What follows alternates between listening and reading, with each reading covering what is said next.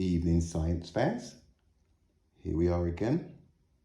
What are we doing now? What does it look like? What's that? No, that's sacrificing a lamb. Any ideas? It's pretty triangular there. So what we have, bottom left, Mercury, and the big clump is the Sun, and then to the right is Earth. Up just before the 12 o'clock position, or just after, it's Venus. That's Mars. And yes, Jupiter. And Io.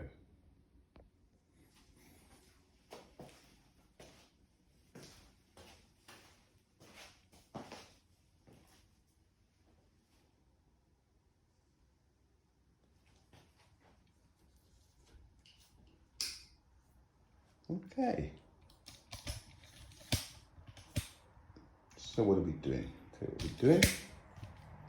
We're gonna look at a couple of absurdities a little bit closer up, because I've got a couple of rogue science fans out there getting really excited. They're convinced that they know the science, they understand it. See, it's when you understand the science, that's when they've got you. If you can understand something, and it's not like, I'm not saying it's not understandable, but you know, that way, it's not good.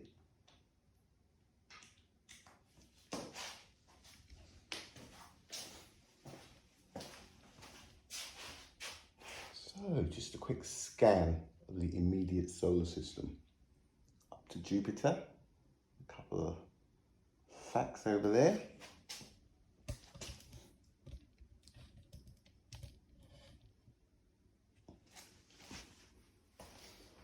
So absurdity fans, because I think that's what we're going to have to call ourselves, the absurdity fans, absurdity crackers or something.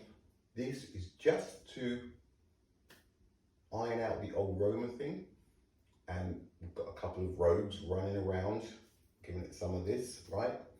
So I just thought I'd put them out of their misery with a couple of facts. And this is the most in-depth that I would have ever gone into the Roemer thing. In my head I have gone deep, but not looking at it. And this is the only way to do it. If you want to do science, you have to put yourself in first person, and this is as close as we can get. I have been outside and looked up at the sky. Again, that's what you have to do. People don't realise that. It's all pyramid science nowadays. Yeah, they can do it. No. Don't need to check anything. Yeah, of course they could do it. Yeah, of course he did it. No idea whatsoever. They don't even try. They don't even try, do they? It's just, nah, everything's hunky-dory. It's terrible. Scary. There is no knowledge. All they know are the individual laws. That's as far as they go. Don't need to know how they work them out, and that's where the trouble's at. So here we've got Mercury. Right, it's 61 million kilometers from the Sun. It takes 88 days to orbit the Sun and 58 days to spin on its axis. And that's the elliptical part of its orbit. When it's at its closest to the Sun, it's 46 million kilometers, and when it's at its furthest, it's 70. So here's its orbit anti-clockwise. So it come down and it's furthest away from the Sun here, that'll be 70 million. And as it comes around, this is the closest. These aren't to scale. Nothing is to scale. The only thing that's to scale right here is the distance between Earth and Jupiter, right? Because Earth is 150 million from the Sun, and Jupiter is basically 750, right? So it's like 5 times the distance, and it's just under. Okay, Mercury, so here we've got Venus. All right, Venus at its closest to the sun is 107 and its furthest 109. So there's not much of an elliptical orbit, but there is part a little bit there. It takes 225 days to orbit the sun. 225 days. All right, and that's about it. Oh no, that's about it. We talk about retrograde motion, right? And retrograde is all of the planets are spinning anti-clockwise. We all spin this way. All right, all of us. And we all rotate on our axis anti-clockwise like this. All right? So as we're orbiting, we go like that. That's what we do, all of the planets. Apart from Venus. Now Venus is a bit of a cracker because it takes 225 days to orbit the sun. So 225 days all the way around. But it takes 243 days to spin on its axis once, and it's clockwise. So instead of going like this, it goes like this. But it takes 243 days for it to make one complete turn of its axis. Right? But it takes 225 days to orbit. So woof, does its orbit, comes back around, whoosh, and it is still not gone around on its axis. So I was personally thinking, if that's what the stage where it's at, it's going like this, and it's going to slow down, ping, and it's going to be tidally locked to the sun. Same as our moon is to us, so the same face is always facing the sun. Just an idea, pretty logical, I think. I doubt it's speeding up. Well, it wouldn't surprise me if that's the next thing they tell us. Oh, Venus seems to have increased its forward velocity by 10% and it's starting to spin faster. All right, so here we've got Mars. Its elliptical orbit, it's 228 million kilometers away from the sun. That's its average. So when it's at its closest, 206, so that would be over here, when it's in the short part of its orbit. And when it's at its longest, it's 249 million. Yeah. And then Jupiter, 744 million kilometers away from the sun, 750 million. All right, when it's at its furthest away from the sun, so that its orbit's there, because it's, yeah, it'll be round the back kind of thing. So, and not that way, obviously. So we've got, when it's up here at its furthest away from the sun, it's at 817 million. And when it's gone round and it's kind of come in a little bit, right, it will be 741. So there's like 60, 70, 70, close to 80 million kilometers difference. That's crazy. It's more than the whole of Mercury's orbit. And then, oh yeah, so, and it takes 11, let's say we call it 12 years. We say it's 12 years. 12 years for Jupiter to orbit the sun. And it only takes 9 hours and 55 minutes for it to spin on its axis. It's the fastest spinner. So 10 hours and it's already spun. Get that, 10 hours for this to spin on its axis. 10 hours, and it takes Venus 243 days. I mean, that's like, that's just so slow. What a drag. sure they enjoy their days. Yeah, and then we've got Io. So Io is the moon that Roemer reckons,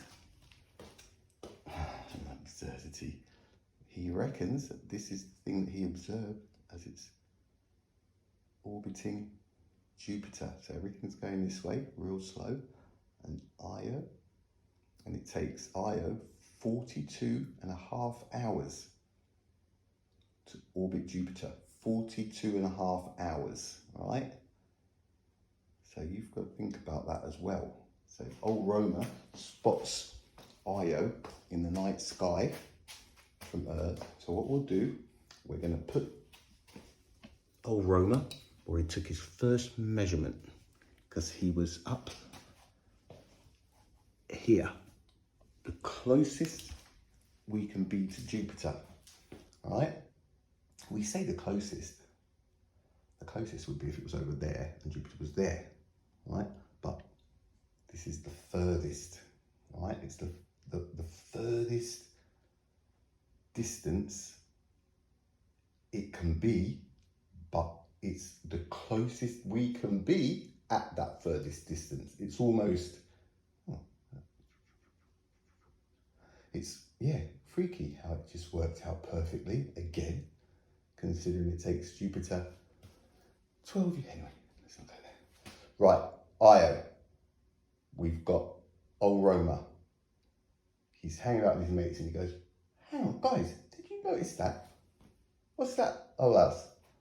I'm sure that that moon, Io, the one of the ones that Galley discovered, it's 1,000 seconds late. Huh? And his friends were like, what do you mean? Yeah, it's 1,000 seconds late coming from behind Jupiter. No way. What does that mean? I don't know. I'm going to wait and check it next time. So he started to check and check, right, from this position here with a telescope. It doesn't matter if the moon was gonna be there and put a shadow onto Jupiter, or if it was gonna go behind Jupiter and he was gonna find it when it popped out that little gap, right? Because he's got the telescope all the way down there, and as soon as he sees it, so it's irrelevant. It doesn't matter if it's in front, putting a shadow onto Jupiter, or if it's behind and Jupiter's putting a shadow on it and it comes from behind, right? It's irrelevant. All of that's irrelevant. And they're not clear about it anyway. I've never seen anything so disorganized as all of these theories. It's ridiculous. It's not science. Fucking, sorry. It's not science. It's a joke. Can't check anything, can't question anything. The absurdities galore. It's illogical, but everybody understands it. We've got Roemer. He sees the 1,000 seconds out, right? It's about 16 minutes with a telescope, and he takes loads and loads of readings, all right? So he'd say 2 months at this location, right? Every night. So we're moving this way, and he keeps taking observations and writing them down, putting them down in his tablet, because he's got batteries and plugs into the mains and everything. A joke, gosh, just ridiculous. And then 6 months, we get to the furthest position, right? So Earth is there now, and Jupiter, because Earth has moved half of an orbit from the closest to the furthest away, right? That's half of one of our orbits. Jupiter has moved 1/24th of its. So what I did here, so at the very beginning, this is Earth, right? We were at the 12 o'clock position, and Jupiter is at the 12 o'clock position. Old Roemer took observations. Earth goes round 1/2 of our orbit. That's it there. That means Jupiter does a 24th of its orbit. 24th, so it hardly moved. As soon as Earth comes and does one whole one, and Jupiter goes from 1/24 to 1/12. So it's like a clock, isn't it? Earth, even though we're on the inside and it looks like we're the small hand, we're actually the big hand. We go round once, click, and Jupiter goes round, Jupiter backwards goes to number 11. Instead of going to number 1 hour, goes backwards to 11. So it's 1 hour. We go around, poof, another hour. Yeah, that's exactly what it is, nearly. So he took, with the telescope, he observed, and now he's gone all the way back there. The distance that we're talking about is this 150 million kilometers. So when we were up here, it's 150 million from there to there, and kind of from there to there, 151, 390,000, because the diameter of the sun. He takes a look with the telescope and sees Io again. And he says, guys, there's a delay. There's definitely a delay. Since I'm now further away from Jupiter, it's taking longer for the light to bounce off of the sun. From the sun to Jupiter, 44 minutes, another 44 minutes back to the sun, and then another 8 minutes 20, right? Because that's how long it takes for the sun to get to us, right? Now, it's crazy, all right? First of all, no, let's deal with this first. He looks at Io again, thinks there's a delay. How can there be a delay? He's looking with a telescope. His eyes, even if it did take light 44 minutes to reach Jupiter, that's where it ends, because Roemer would have the telescope looking at Io. He would have met them halfway. He doesn't have to wait for light to bounce back, because with the telescope, he's looking there.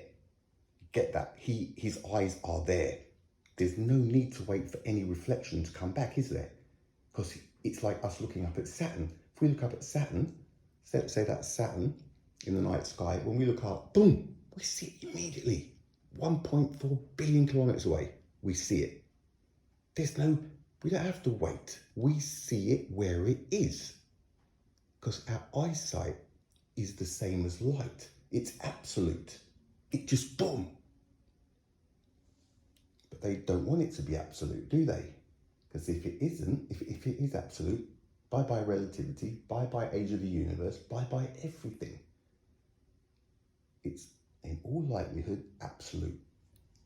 The sun will reach Jupiter in a split second. It will reach everywhere that it reaches right now in a split second. Absolute. There is light or it's dark. There's no travel time. Boom! It's on, right? Jupiter will only get lit up a certain amount because of the size of the sun. The more powerful the source, the further it can shine, but instantly.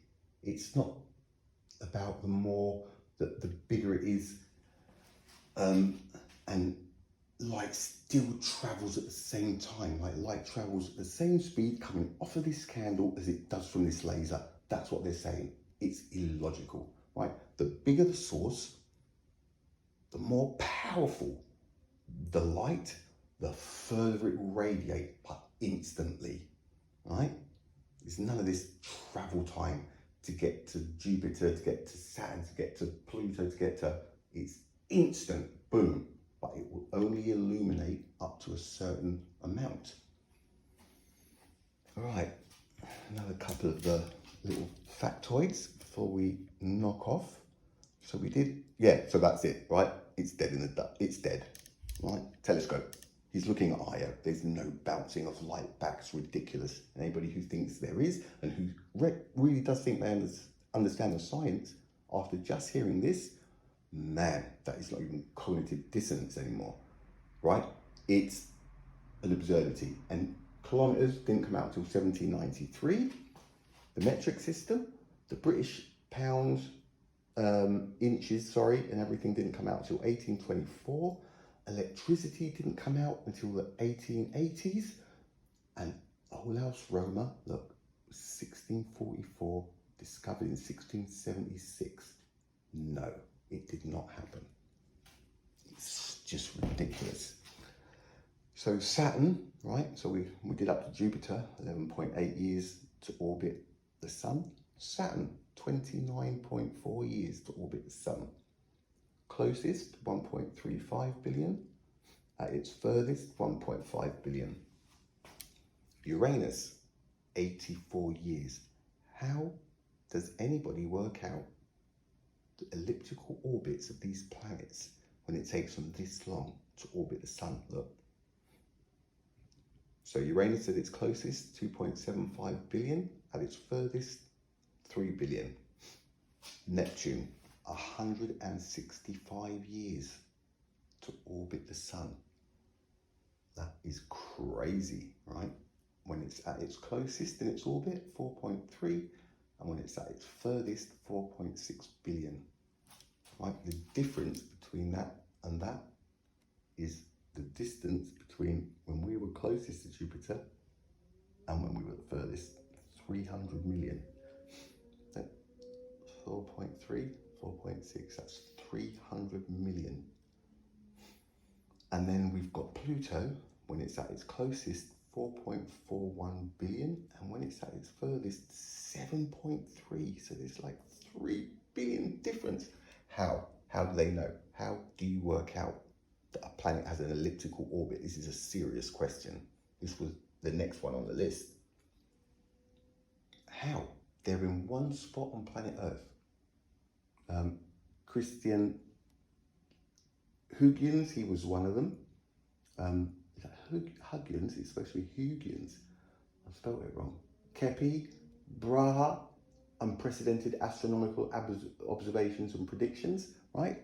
How did they work out that these planets, how did anybody work out that these planets are in elliptical orbits? Look, it takes Pluto 248 years. Uranus hasn't orbited the Sun once since I've been alive. And I'm coming up to 60. Look, 84. So how do they work it out? What is it? What magic is there that they look up into the night sky and go, oh yeah, look, giddy up, that one's in elliptical orbit. Look. How did they do it? It's something again. But who do you ask these questions to? Too many absurdities going on, I reckon. Anyway, I think that's about it. So you freakoid science fans who think because you actually convinced you understand science, you understand why he's getting that delay. Well, he's got his telescope trained onto Io.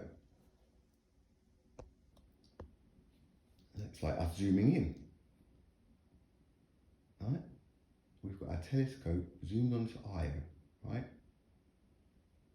We are now on Earth when it was at its closest, just for fun, right?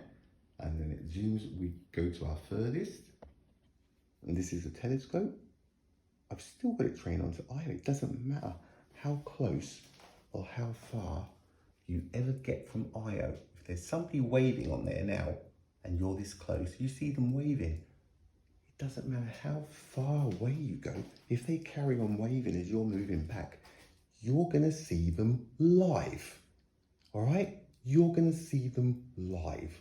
It's the same as when we look up at Saturn, boom, instantly. Our sight is absolute.